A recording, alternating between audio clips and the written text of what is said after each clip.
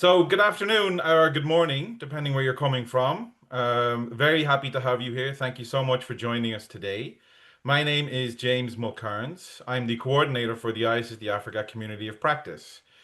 Today's webinar is about conflict and seed security programming, and in part, it's a building on a recently launched working paper on the same topic. I'm very happy to have some experienced speakers who are authors of that paper to join us here today to share their reflections on the process and what they've learned. Before we get started, a little bit of housekeeping. So only the panelists or speakers will have their microphones and cameras turned on today.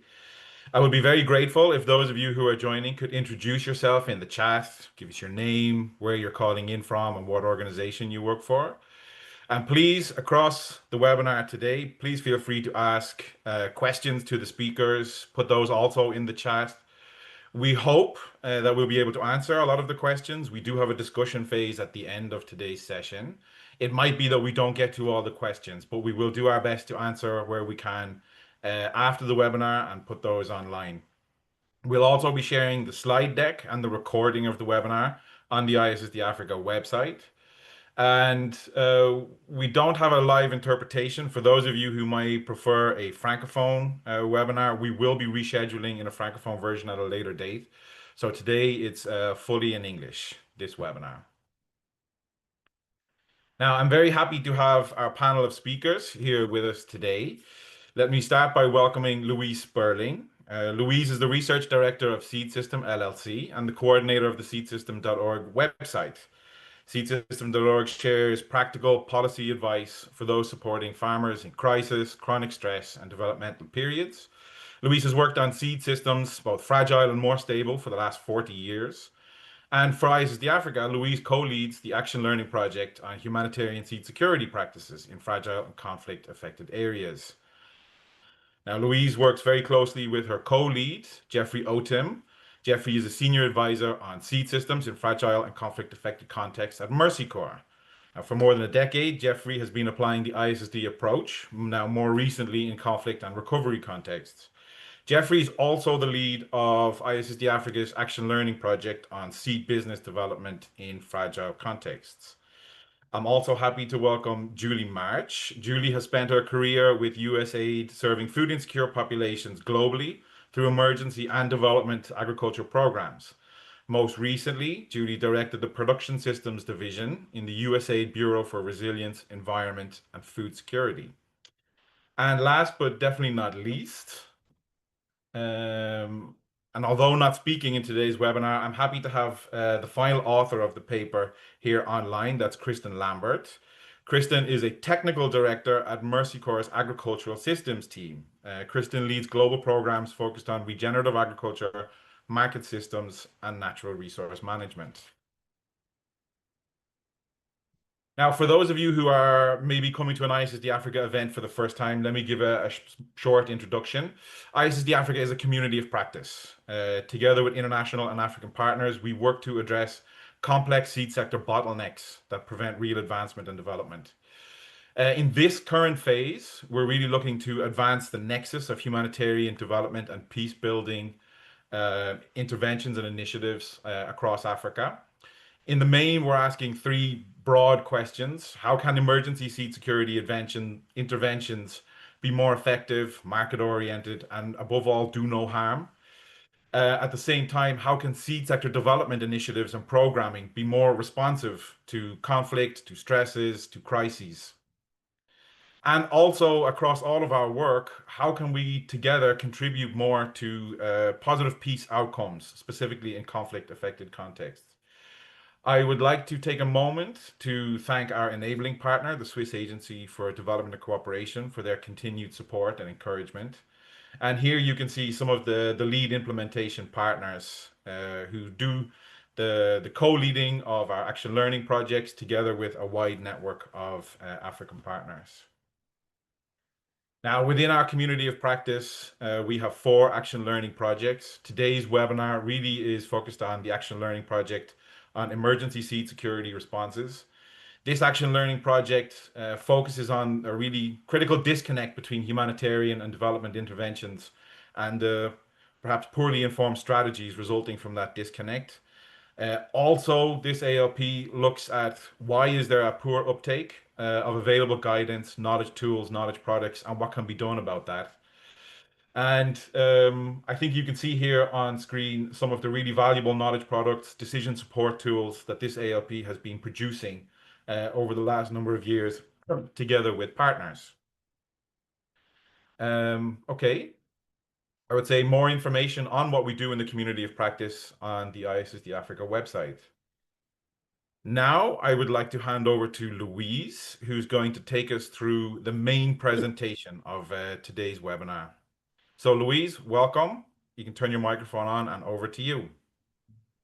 Yes, good morning, good afternoon, everyone. I've turned off my camera so we can focus on the slides, but of course I'm still here. Okay, so this talk is focusing on humanitarian seed assistance.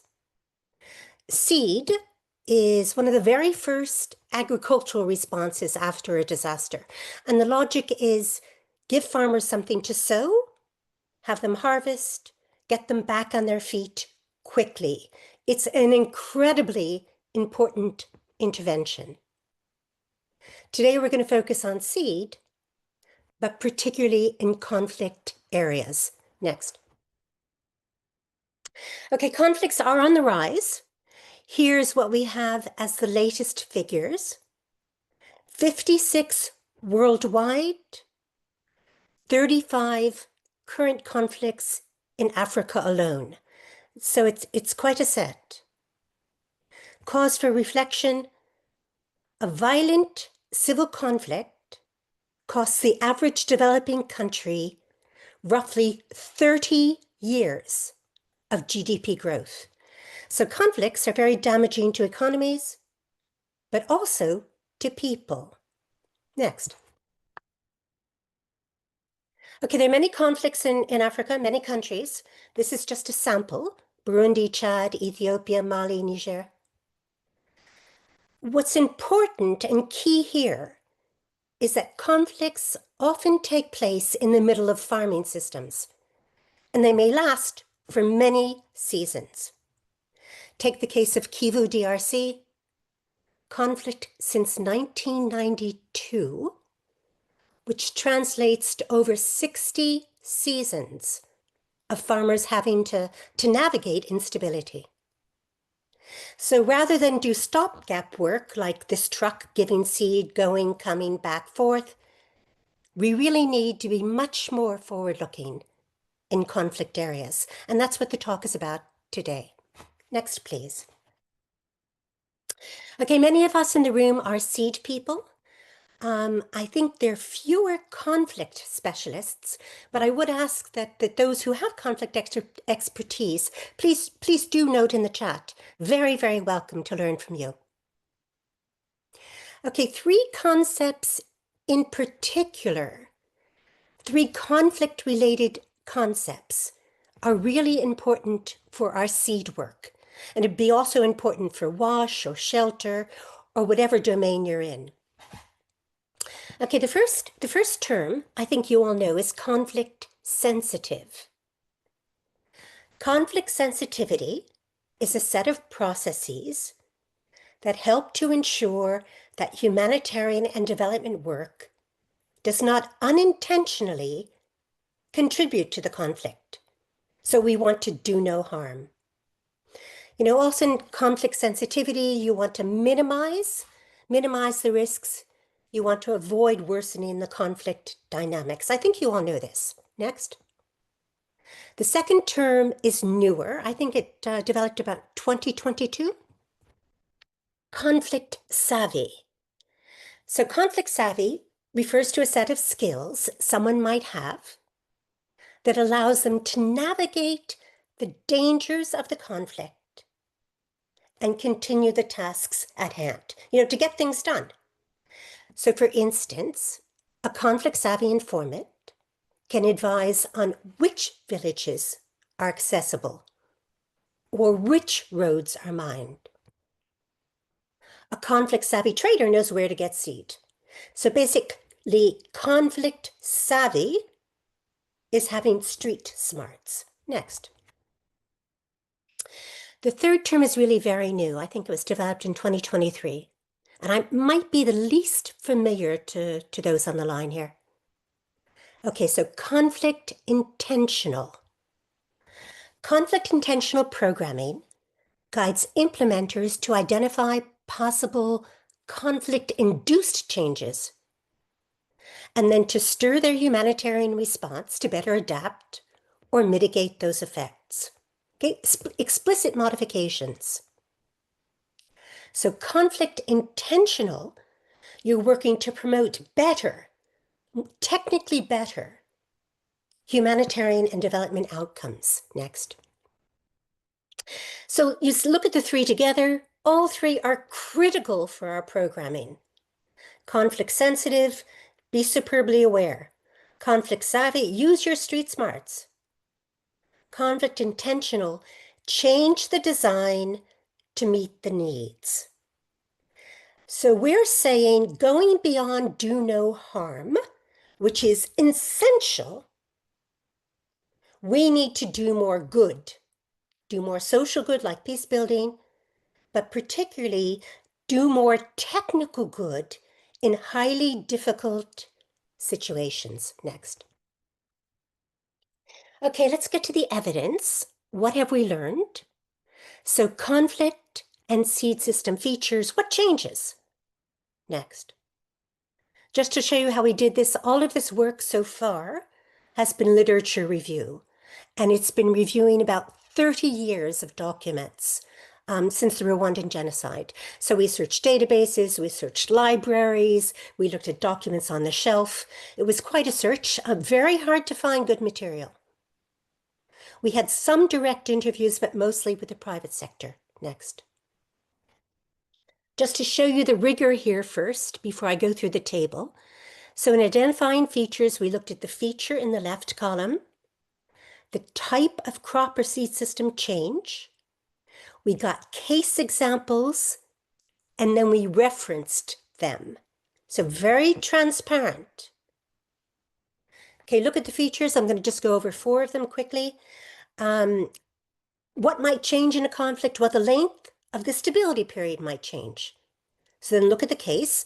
Okay, in North Kivu, farmers had to plant crops earlier to not coincide with rebel attacks.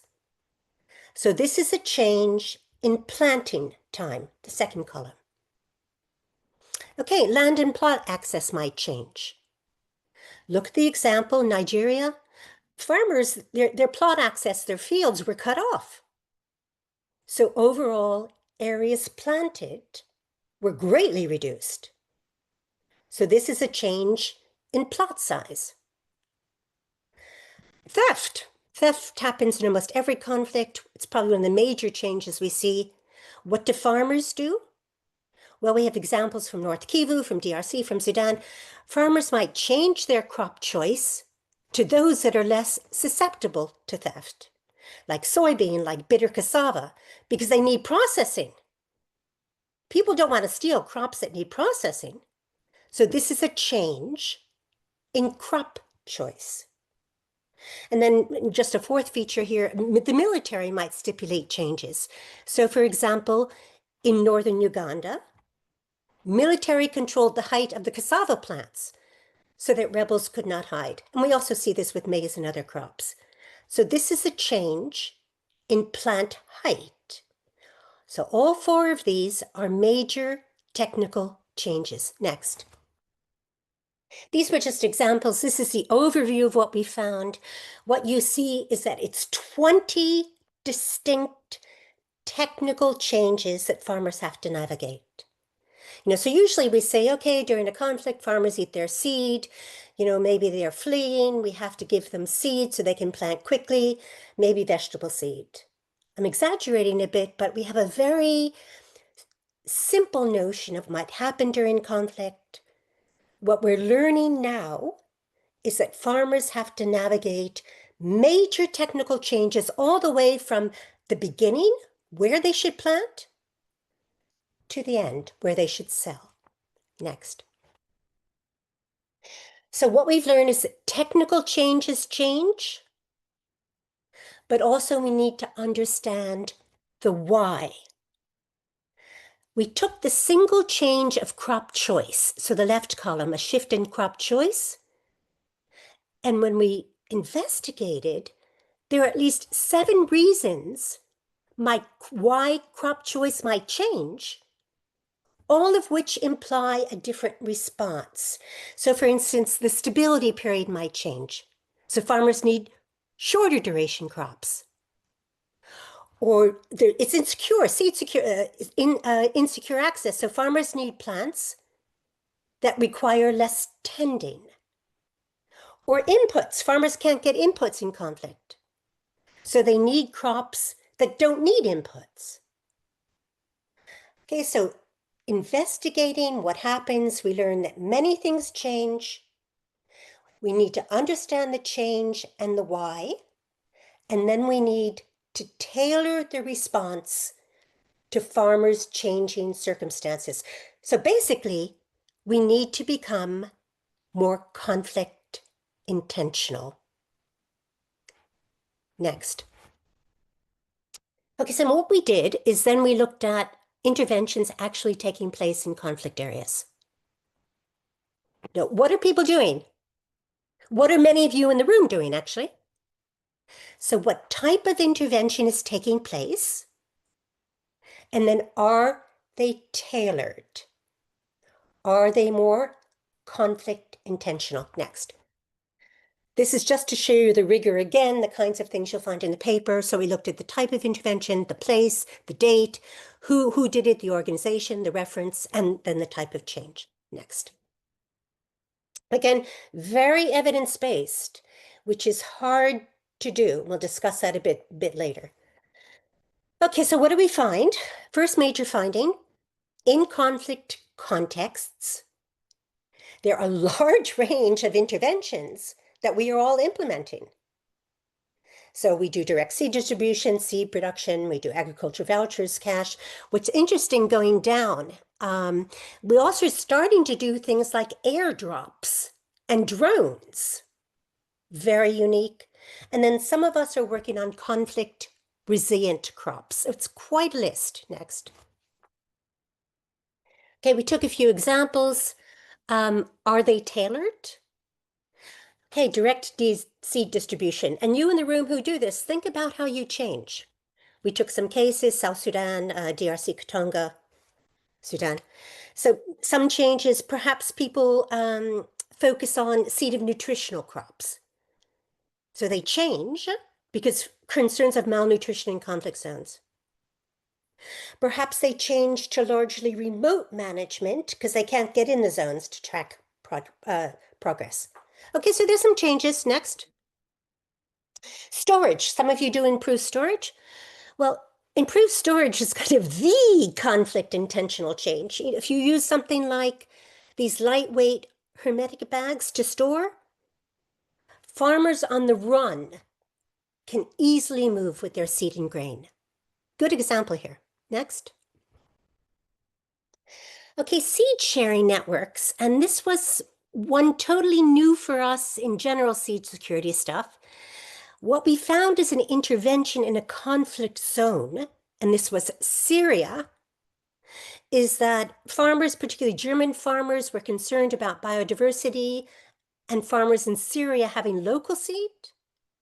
So they created networks, smuggled in seed via Lebanon, and diffused it in channels throughout Syria. Okay, so this was a big change. Conflict intentional. Next. What about informal systems? Can you be conflict intentional with informal systems? Because traders especially sometimes have street smarts. They know how to navigate. Well, here are some examples from Chad. And this was a USAID example, actually. So they supported traders in field selection, sorting, and storage because informal traders knew how to move. Some examples from Burundi and South Sudan, traders were given transport subsidies so they could move local seed from one area to another. Next. Okay, finally, the last one as an example, and we have many examples. Just want to highlight that you cash people, you are so advanced.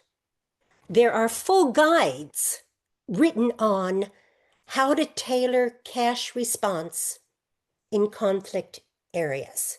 We don't have anything like that in seed security that I know. Next. Okay, so this, here. Conflict resilient crops, for those of you who might not know this term, it's basically those that are difficult to steal, process, or to convert to cash. So people don't, they're more hardy. And then I have a list here, can't be used directly.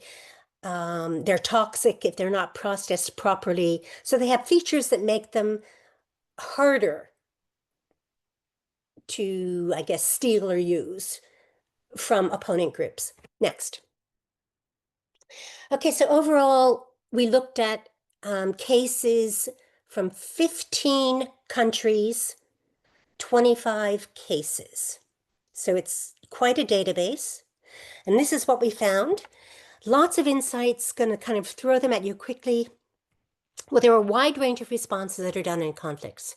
So it is possible to work on seed security in conflict contexts. It is possible. Second, the basic set of interventions we're seeing, like direct seed distribution, they seem to be exactly the same as what we would do in normal times. I mean, there are a few exceptions like the seed sharing, like the drones, but pretty much we're doing business as usual. There is some technical tailoring. Give credit, like to address theft. Give more nutrition. There is some, but point 4, the technical tailoring we're seeing, it seems very modest, especially in relation to the possible changes. And remember, we saw 20 features that might change. Point 5, it's odd that given the stability of the informal systems, that more efforts aren't devoted there. They continue. Why are we supporting them so little in a conflict? Most of the interventions give something free. Few in conflict support markets, although this might be the essential support. And then finally, I mentioned about cash. You cash guys, you're well advanced. We have a lot to learn from you. In fact, the same way we have cash guides for conflict, we probably should start to think about seed security advice in conflict. Next. Sorry, that was very fast. Okay, we did briefly look at seed and peace building. Particularly our donors and many of you in the room are interested in this HGP Nexus. Next. We started by first asking, is seed a good vehicle for peace building? Why are we even talking about seed? And we looked at some of the features. There are 5. I think I have 3 here. Well, seed sharing takes place. And seed sharing creates bonds in normal systems. Seed sharing could be linked to peace building, sharing. Another feature of seed, seed grows. Seed has a future. Peace, like peace building, also needs to last over seasons, to have a future. A third, and you guys can, I'm sure, develop more, is, seed often has short cycle, quick results. So seed is among the quicker technologies to mature. Peace building can be a really long process. So having a short-term milestone like seed could be very good. Next. So we're starting to think about seed, but we're only just starting. And then we did look at seed projects. Generally, we saw 3 kinds of types, but very few. So there are seed and peace and rights days. And you might know this famous case from Sierra Leone, excellent case. We see a lot of gardens in war-torn zones. And then this seed sharing network, which we mentioned above, also seed and peace in conflict zones. Overall, just to be very honest, we saw few peace building in seed projects. Very few. Is seed a good entry point for peace building? Honestly, we think more discussion is needed. Next. Okay, where is this all leading us? A lot of data, a lot of cases, a lot of reflection, but we feel there are some concrete next steps. First, all of us, we feel, might better promote or refine our concepts about conflict intentional, do no harm socially, do no harm technically, technical tailoring, conflict intentional programming. What does this imply? These concepts need to be sharpened.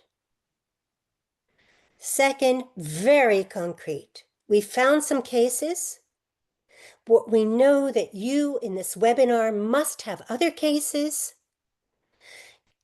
Should we hold a workshop just to reflect together, not look at paper, but discuss our experiences of cases around SEED in a range of conflict areas? Third, I've mentioned already, peace building in SEED. Are these a good match? We think more reflections needed. We could do this in the workshop. And fourth, perhaps the most concrete, for conflict areas, should we develop seed security tailoring checklists? Meaning, for the layperson, go through a checklist of what you need to see. Has there been a change in crop choice?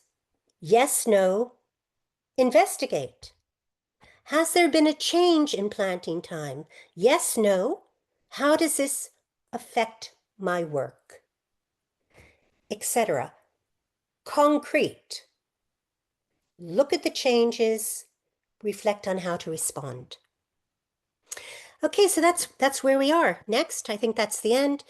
Basically, this was a very, I would say, challenging review due to the difficulty finding the evidence.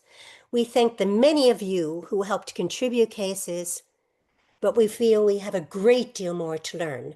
And we're thrilled that the conflict specialists are starting to work with the seed security specialists. This is already a leap forward. Thanks. Thank you very much, Louise. Of course, it's not my first time to see your slides or hear the story, but still fascinating and captivating nonetheless. I think we have time for two burning questions or two questions from clarification from the chat.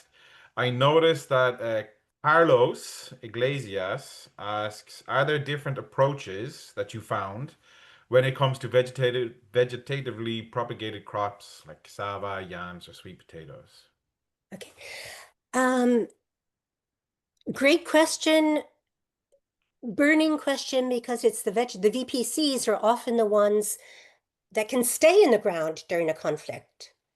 So you can have the cassava there, you can run away for a few months, you can come back. In conflicts, of course, with the VPCs, as you know, Carlos, the big challenge is going to be seed quality. And we saw no cases of how seed quality could be managed in a conflict context, but it doesn't mean they aren't there. So thank you for raising a gap area and what's going to be a critical one as we move forward.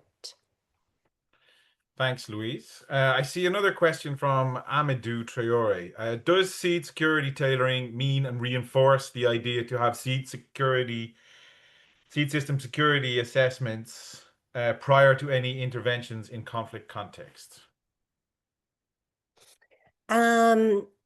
So Amadou is a fantastic assessor, so thanks for the question. Obviously, you need to do an assessment in a conflict context. It's just going to be much more challenging. So even more so. So we've said it's not just what is the seed quality? Do you have access? Is there seed availability? But we have to add the layer of how farmers' management decisions might be radically changing. So it's going to be more complicated and even more urgent. Good question. Thanks a lot, Louise. I think in the interest of time, we'll continue on. And thanks to those of you who are asking questions in the chat and introducing yourselves. I'd like to take a moment or two just to find out a bit more about who is actually here in the audience with us today. There's plus or minus 120 people here. And we've organized a couple of short polls, the first of which I'm going to launch right now. And this basically asks about your experience. Has your organization ever implemented seed security programming in conflict areas? This might mean that today's content is quite familiar or related to your work, or it might actually mean it's entirely new for you. I see lots of answers coming in nice and quick. Thank you very much. I will take another 10 seconds or so, if you intend to answer, please do so.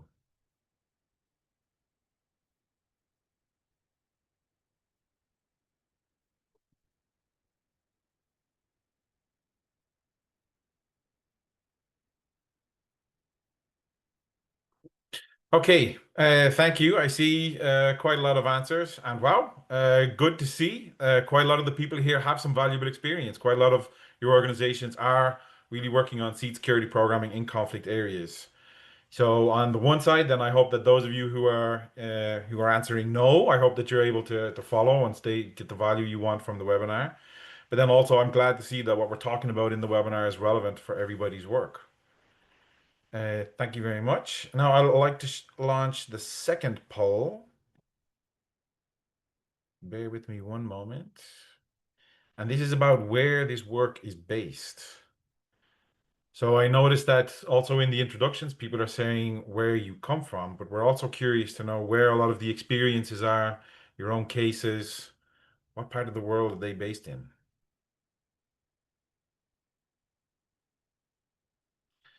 And I think I'm not quite sure if the system allows everybody to enter multiple options. I know that many people work across different regions.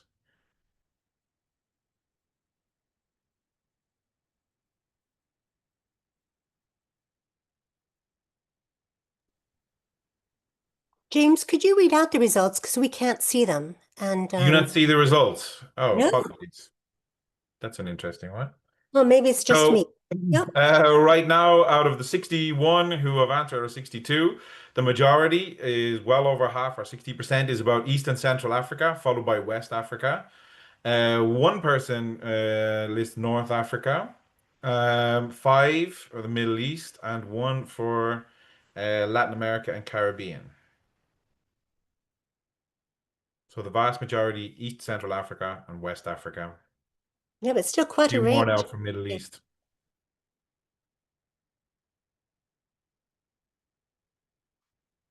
Okay, I see the responses dying down, so we can end it there. And now I would then like to launch our last poll. And this is really about the documentation of your cases. So have you got specific cases to share? Maybe some of these are already documented and available, or maybe some of these are anecdotal stories, but that may be documented in the future. Louise mentioned that our hope and our planning is to have an in-person workshop, and it would be nice to bring these cases together for our collective learning. And what we see, we have five answering yes, already documented, 6, 7, 8 are saying yes, anecdotal but can be documented, and 18 are saying no. But overall, I see now we're at 27 that say yes, either documented or can be. So there are definitely some rich experiences to already get access to the documents or to capture and write down, which is good info for us, I would say, to Louise and Jeffrey. Okay, I'll bring this to a close now in a moment. We have 12 people are saying yes, already documented. 21 are saying yes, anecdotal, but can be documented, and 21 are saying no. Thank you very much for your responses. We'll come back to this topic a little bit later. So, excuse me. Pushing forward, I would like to hand over to Jeffrey. Now, Jeffrey, please turn on your camera if you like and your microphone. Now, part of your study has really focused on the private sector and their experience. So I'd invite you now to share some of your key reflections and your insights.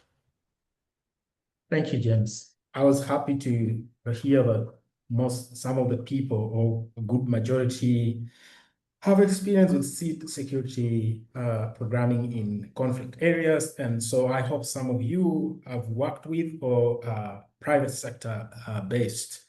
So I'll focus on the experience of private sectors in seed aid in conflict areas. And to understand this, we conducted interviews with 3 companies from South Sudan, Uganda, and collectively bringing over decades of experience in emergency seed aid landscape. These companies are central to seed aid. They are deeply engaged with humanitarian seed assistance, and their main role is to supply seed for NGOs and government programs, often operating across borders, cutting across countries like DRC, South Sudan, Burundi, and Uganda. Interestingly, they also provide extension support to farmers, confirming private sector as a major player in seed aid response. Next.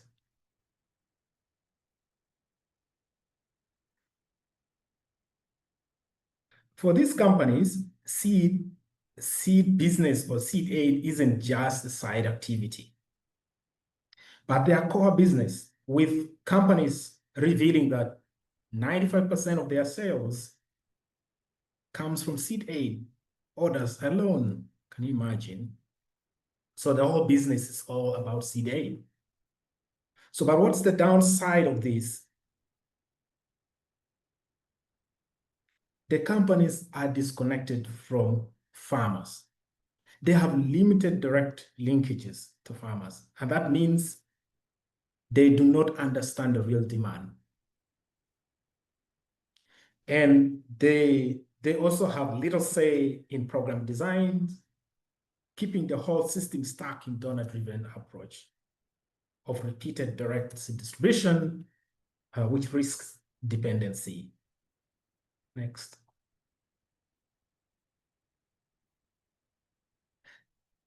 These companies are skilled at operating in conflict, as we just heard from Louis about conflict savvy. These companies are conflict savvy. They are smart in navigating complex environment and getting seed to farmers.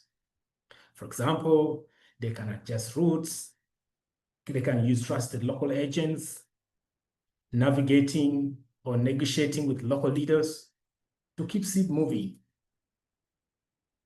They are also smart navigating from formal to informal channels, especially if the official procedures fails. Next. The companies also reveal that seed delivered through aid are often of poor quality. Very disappointing, but it's not something very unusual. Sometimes wrong varieties and the seed mostly arrive late. I'm sure many of us are familiar with this. Due to many reasons, but seed arrive late. But this fails to meet farmers' needs. The companies advocate a shift to market-based approaches. We had a few from Louis. Like those who are already familiar with seed fairs, these are what the companies are advocating for, supporting both formal and informal seed sources. The vouchers, which many of you are familiar with, also providing catalytic grants. Specifically, we have a case from USAID here, from the Rural Resilience Activity in northeastern Nigeria, where Mercy Corps supported private companies to restart production and marketing of seed in war-ravaged regions. And this reignited the local seed system following devastation by conflict. Private sector also engages in partnership with local authorities on services which are very critical for delivering of quality seed, like quality assurance services. So that said, not working with private sector in seed aid could be a missed opportunity because these companies know the farmers. And as we've learned, they have ability to navigate complex environments. And above all, they will remain with the farmers even after the emergency or conflict context has ended and the aid is not coming in anymore. So they continue to serve the farmers, and this brings the much needed sustainability. So this study confirms the centrality of private sector in seed aid, in that they are very adaptable, they are very conflict savvy, allowing continued delivery of seed to farmers, even in very difficult conditions in conflict. Thank you.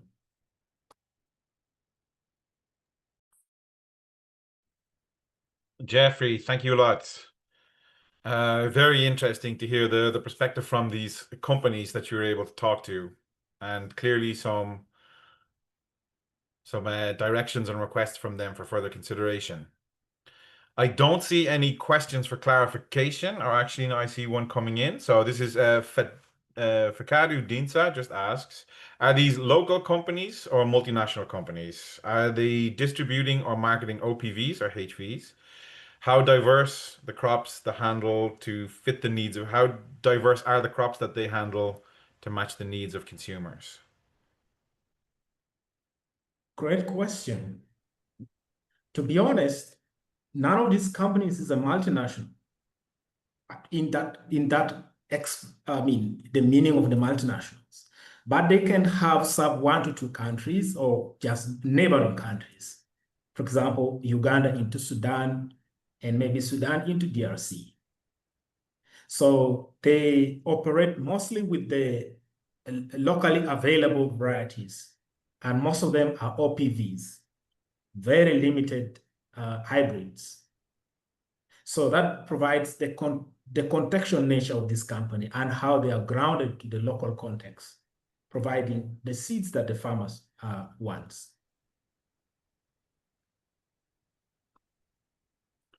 Thanks, Jeffrey. And thanks for the question also. So I note a different question. The chat is very active. From the companies that you talked to, are there any other figures or data that you collected or that might be available other than what you got from the interviews?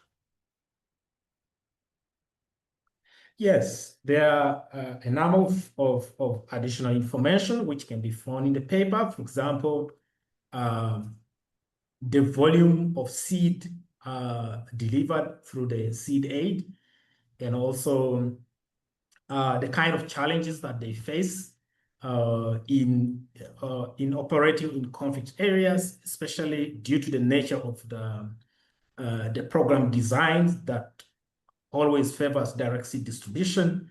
They do not establish a customer base for sustainability of their business. Yes, there are more data that is also we can share. But also important to note that it's been very difficult to get sufficient data because of the level, the secrecy of business receipts of many private companies.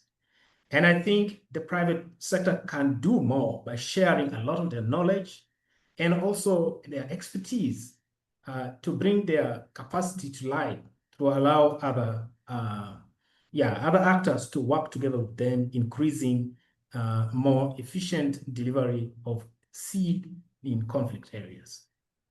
Thank you, James. Yeah, thanks, Jeffrey. I still see questions coming in. Time is not on our side. We need to push forward. So thanks a lot. Now, having heard about the private sector perspective, I'd now like to pass over to Julie, who will share a few words on the donor perspectives around adopting a conflict-specific approach to seed aid. So Julie, a reminder to turn on your microphone, and then over to you. Great, thanks so much.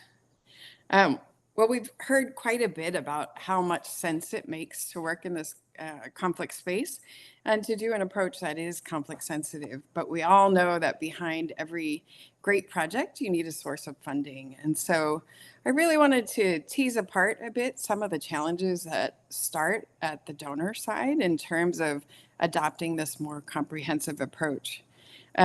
Based on my time in the seat at USAID, agriculture was really about 10% of our budget.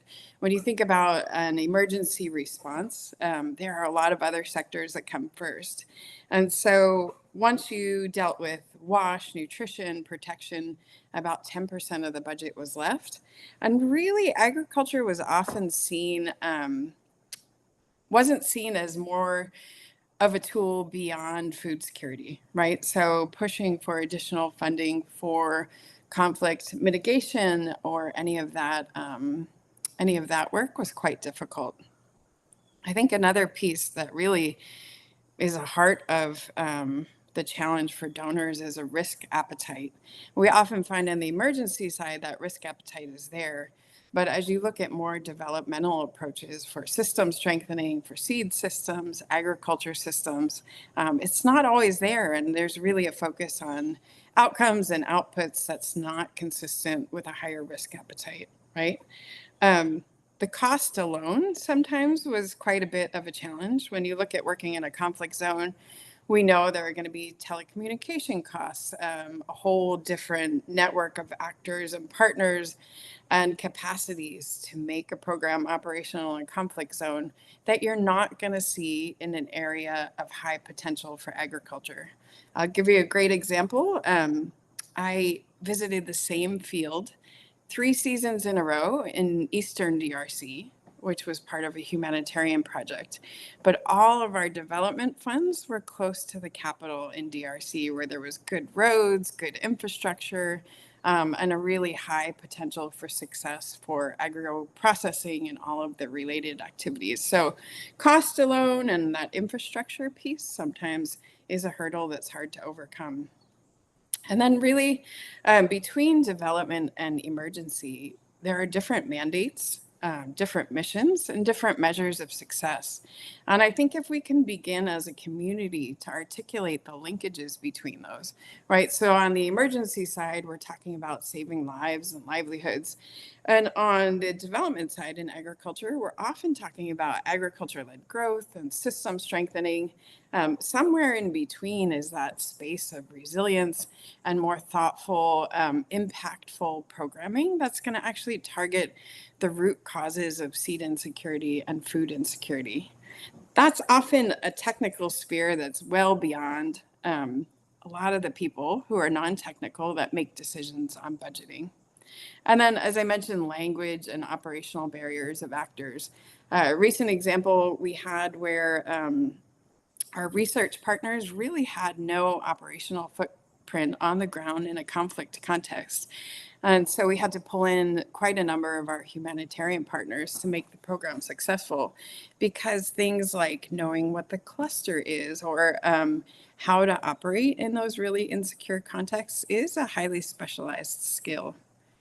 I think as we reflect on this, though, it's not a time to think about what can't happen or won't happen, but it's a time to explore the opportunities. And there really are opportunities on the donor side to think about having a higher risk appetite and a higher appetite for nimble programs, right? For any of you that have gone through USAID proposals previously, just changing the geographic locations sometimes would take weeks, if not months. And I think offering that flexibility that's conflict responsive, maybe the partner has to move out of a certain area. That's a really important thing to make these programs successful. And then I think a tremendous opportunity is to start to link networks of partners and players, because our humanitarian partners may not have access to some of the most recent research on different types of seed varieties, for example. So understanding what the gaps are with both type of partner and connecting them, but really looking at demand of farmers always as the driving piece, I think is a way to start to really strengthen systems in conflict areas and start to think about conflict mitigation a bit as well. And it's just an ability to pull in a wider technical circle. So making sure that we have all of those people, private sector people, seed specialists, humanitarian specialists who work in emergency and conflict, but starting to talk about one program more holistically. So I do think it's a time to, reach out and think about a way to combine these spheres for a more impactful program overall. Thanks, James. Julie, thank you so much. Very insightful. I do see questions coming into the chat. Less about donors. I think there's quite a discussion on business, seed business, private sector approaches, market-based approaches going on. I also see people answering other participants' questions. That's also great to see. I think what's good if we move now, we have about 8 to 10 minutes left. If we move straight into discussion, and then for that, I'd invite all of our speakers to turn their cameras back on. And then I will stop sharing my screen if I know how to do that. So I've asked the panelists to take a look into the chat to see are there any questions that they would like to answer. Otherwise, I have a couple of questions of my own. But Louise, you already flagged that Luigi asked a question which you'd like to address. So please go ahead. Yeah, well, first I want to say it's thrilling to see that many of you have cases like Cecilia's in Gaza. We need to learn more. So Luigi asked about the role of gene banks and I guess PGR generally in conflict. The paper does have a section on more longer term protracted crises and PGR, plant genetic resources. So for instance, on seed banks, on germplasm restoration, most of the gene bank work takes place in post-conflict, in more stable situations. You know, I did cite the Syrian case, and it was the only case that I know of, but maybe you guys know more, where there was a plant genetic resource moving seed in during the conflict. But Sean in the chat, Sean McGuire, has cited that that case was very poorly received by government authorities. So we have to look at both sides. What are we doing? Can you do more? Can the gene banks do more during conflict? And then how should they do that when government authorities want to be in a central decision-making position? I think I'll leave it there, but I think you opened up a huge area, Luigi. So we do look at it longer term, post-conflict, and the question is, should you do things during conflict or not? And I think it's something really to develop further. Thanks a lot, Generally, Louise. yeah. Thanks a lot, Louise, and indeed, thanks, Luigi. Jeffrey, I noticed quite a number of the questions in the chat are about market-based approaches, engaging with business and private sector seed companies. Did you come across any questions you'd like to address directly, or shall I pose you a question? Yes, James. I've seen quite a number of them, and I think I would start with one. First of all, the market-based approach. What does it really mean, especially in the perspective of seed system development? So, as we all know that the market system, the main market system focuses on the supply and the demand, and also the support functions. So, to talk about market-based approach is to use these functions to deliver the services that you want to deliver in a particular context. Give an example, like I mentioned, a case which we documented in this paper. In Northeast Nigeria, where there was conflict, there was seed insecurity. There is a case where USAID project, instead of giving direct seed to farmers, they supported the locally available companies to produce more seed and sell it to the farmers. So you see now this is using the market functions to achieve a response. And this is sustainable, because the companies build their own business and they then continue to provide the seed to the farmers. So that is basically what we refer to market-based approach, using the market functions to solve a problem instead of going to solve the problem directly. Strengthen the market functions so that services are delivered to the farmers. Thank you, James. Thanks a lot, Jeffrey. Let me just take a look. I've also been taking a couple of notes here. Julie, your talk is, I think, very timely about the shifting donor environment where we find ourselves in. I think everybody here in the audience is well aware and most likely feels it in their own work. Do you see, or maybe can you recommend opportunities you touched on or strategies to really help people and their teams navigate this shifting landscape? Absolutely. Thanks, James. I think it's a really interesting time. It's a challenging time, right? Where kind of all of our streams or many of our funding streams have been upended. And we're trying to think about how do we keep doing this work. But I think it's also a great opportunity to step back and think if we could change a couple of things about our regular approach to seed interventions, what would we do differently? And I think that opens the door to a bit of creativity, both in terms of partnerships, in terms of approach. I do think those are the kinds of things that also have to be socialized within different organizations, right? It's very hard to move bureaucracies and offices from the standard model of what they do. So I think it's a good time to do that, to think about partnerships. I think this time also elevates the need for evidence-based approaches. So it gives more credibility to the need for these documented cases, just like this paper discusses. And I think being able to say, look, this is a proven approach in country X or in this context, that makes a better case for getting funding for a program. And so I think just having that elevation is quite important as well. Thanks. Great, Julie, thanks a lot. Louise, we have 2 minutes left, and I have this question here in front of me. So one of the things from the study is that there are scarce case studies and documented evidence. I would say the chat is an indication, and I'll pull from earlier that there's still opportunities to get more cases.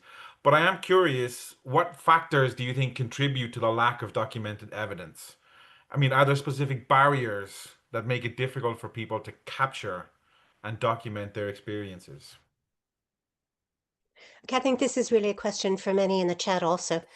Some of it is just time. You know, when you're working in a conflict area, your goal is to get the tasks done. And it's dangerous, you have to do it quickly.